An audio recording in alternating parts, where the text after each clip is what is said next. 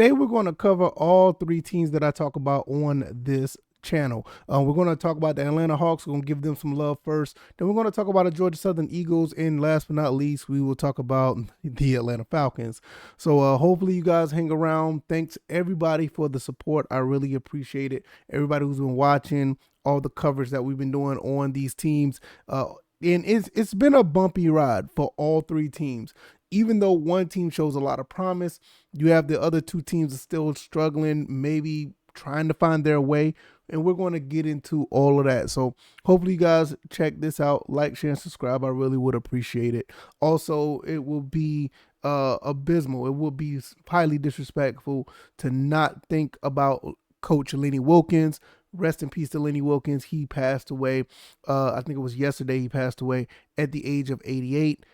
Phenomenal coach for the Atlanta Hawks. Love watching his teams play and compete when he was here.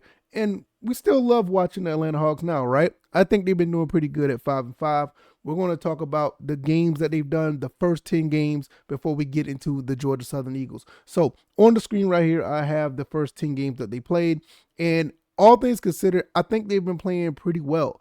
Kind of slightly underachieving a little bit. Thought they would be better than 500, but all things considered, I think they've been playing fairly solid against top tier teams.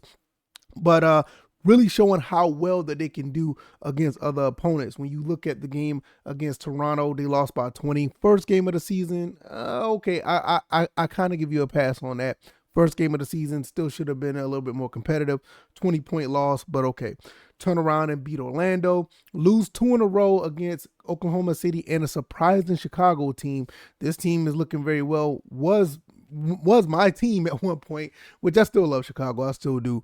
But I didn't realize that they was going to be this good. And there was both 7-point and 5-point losses. They dropped the 1 and 3 at that time. Then they go on and win 2 straight, beating Brooklyn by 5, beating Indiana by 20, which I was kind of surprised at that, even though Indiana didn't have all their players in that game. And I think, Trae Young actually went down and he only played 5 games. So I think this was the first game they didn't have Trae Young. And they ended up being 3 and 3. Played against Cleveland, which in my opinion was a winnable game, but they ended up losing that 117 to 109.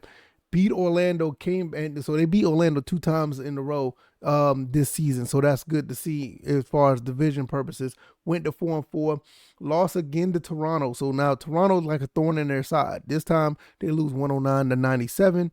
That is a team that they're going to have to get around at some point. But and then they turn around and beat Los Angeles without I think they didn't have Trey. I don't think they had Jalen Johnson. It was a pretty good game. It was probably one of their best games between that and the Orlando game when they beat them the second time. Probably the best 2 games of the season when, you're looking at the total side of everything. Play very good defense, find a way to get the ball to everybody, move the ball around very well. And I think right now the Hawks are okay. They look like they're gonna be fine. I do feel like it's going to be. I do think it's going to be interesting when Trae Young comes back. How does that mix? Because the team is playing pretty well through Jalen Johnson. Even Ricochet had a high one night of 21 points, and it just seems like they're playing pretty well without Trae Young. I mean, Trae Young is $45 million on the team, so he's going to come back and play. And I doubt they'll ever trade him or whatever. But it's going to be interesting to see how that mix when he comes back. But I don't think it'll be anything negative, but it's something to really look into. 5-5 so far. They're number 9 in the East. You really thought that this team could be one of those teams that can get out of their way and probably get to that top 5 in the East. But it's still a long season. They still got 70 something games left, and they play tonight against the Clippers, so it's going to be interesting to see how that goes. But I do like what I see here. I don't have an issue with the way the Hawks have been playing. I think they've been playing pretty solid ball. They're still trying to mesh and gel together, but with the addition to Alexander Walker and Porzingis, I think this team is actually going to be pretty good. I think they're going to be pretty solid. So it's going to be interesting to see how that goes. Now, let's talk about our Georgia Southern Eagles. Never mind the man that's on there talking on the screen. But Can the Georgia Southern Eagles end up being bowl eligible? I think there's a high possibility that it could happen. Despite what we may think about the team, it's a high possibility. Now, will it happen?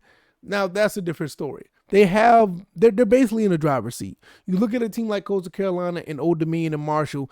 Can they get 2 out of 3 wins on this? Like I said, it is not far fetched. I still think that Georgia Southern can win against Coastal Carolina. They'll probably end up losing against Old Dominion, and I think they can go to Marshall and actually win that game. If you can play like you played against App State, even though with all the miscues or whatever, you can walk away with a 6-6 record. Is that ideal? Absolutely not. I thought this team should have been double-digit wins, but I always try to look at a situation where I want to see my team succeed. No matter who's the coach, no matter who's the players, I want to see these guys do the best they can and make the most out of whatever. At the bare minimum, you want Georgia Southern to beat your rivals and win a bowl game. And they already did 2 out of 3 already. They beat Georgia State 41-24. They went up to Boone, North Carolina and beat Appalachian State. If they can pull this off and win a bowl game, it is a success for the season, in my opinion. It's not much you can ask for, especially working with, the group of 5 rules, where it's very tough to be in that college football playoff, which I think at the end of the day, they're going to have to do something about the group of 5 teams. They kind of just like sitting in limbo and just playing football just to play. These guys need their own version of a national championship. It makes no sense that the FCS Division II, I think even Division III, they have their college playoff. The Power 4 have a college playoff, and the group of 6 are just sitting here in limbo. Like, what are we playing for? I think all of these groups and all of these entities should be playing for something. And I think at some point, maybe within the next, I'll say 10 years or whatever, we can get these guys to be playing in the college play. I'm just going off on a tangent. I'm sorry. Let's just talk about the Georgia Southern. Just talk about Georgia Southern. I just feel that playing against Coastal Carolina at home, 6 o'clock, I think this is a game that's winnable. I do believe that you're playing at home. You should be able to win this game. You're 3-1 at home. So just go ahead and do your best and show why you're a better team than what you are. I do think J.C. French has been playing really good football as of late. I think he's done everything in his power to be a better quarterback. You look at the last 3 games. I mean, he's basically, throwing for 200. He ran for 85 in Georgia State. He played pretty well against Arkansas State, even though we end up falling short. I think that second half, once again, you know how that goes. And I think he did pretty good at Appalachian State, threw for 352, and he also ran for a touchdown. I do also think that the defense needs to step up a little bit more. I think the defense did their job against App State, but they need to be consistent. I do think this is probably one of the best Brandon Bailey coordinating performances in a long time. You go up to App State and you find a way to, get a win, and you really did your job. So that's not saying much, but that's basically probably one of the best ones that we've seen in a while. So with that being said, can that carry over against Coastal Carolina on Saturday? I think it can. Going up against Old Dominion, this may be a loss at home. I'm not sure. You just got to know. But I do believe that we could beat Marshall. So I think Coastal and Marshall are the 2 games that we can win, and we end up being bowl eligible. What happens at that point, I have no idea. We're probably playing a team in the MAC, and they probably beat us or something. But you just never know. But we'll see how that plays out. Last but not least, let's talk about these Falcons, man. The Falcons lose 4 in a row now. You got to believe this team was 3-2 at one time. They lose 4 in a row, and they're going down into a tailspin. This is something that looks like a disaster right now. Let's look at the last 4 losses. Let me move this up so you can see. You lose against San Francisco 20-10, which was a winnable game. You lose against Miami, which you would look like a totally different team back then. New England, let's not talk about the team, let's not talk about the kicker because he's no longer on the team. And then you look at the Indianapolis overtime loss where the defense basically got tired. I mean, the team did everything they're supposed to until Jonathan Taylor runs for 83 yards and the bottom fell out. And let's not talk about what Michael Penix did or didn't do, which, some people are defending Michael Penix, and I get it. It's nothing wrong with defending Michael Penix because I do feel like he's the quarterback of the future. I think he has he has a high ceiling. I think he's gonna be fine.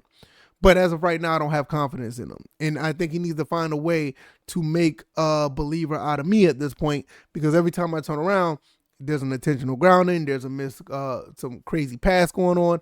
I don't see him learning how to read defenses. Maybe he can't read the defense because you don't have the receivers out there. I don't know what's going on. But with that being said, I still think that it's going to be a process. He's basically played 9 or 10 games, 11 games that he started. It's going to be a while for him to really pick it up. He's still basically he's not a rookie, but as far as experience, he's still a rookie based on experience. He hasn't played a full season yet. So I think there's more to look at when it comes to Michael Penix. And I think when you really look at it, he's probably going to be okay. He's probably going to be fine. I'm not too worried about his situation, but I am a little disappointed, and my confidence on him is pretty down. As far as the defense goes, I love what the defense is doing, man.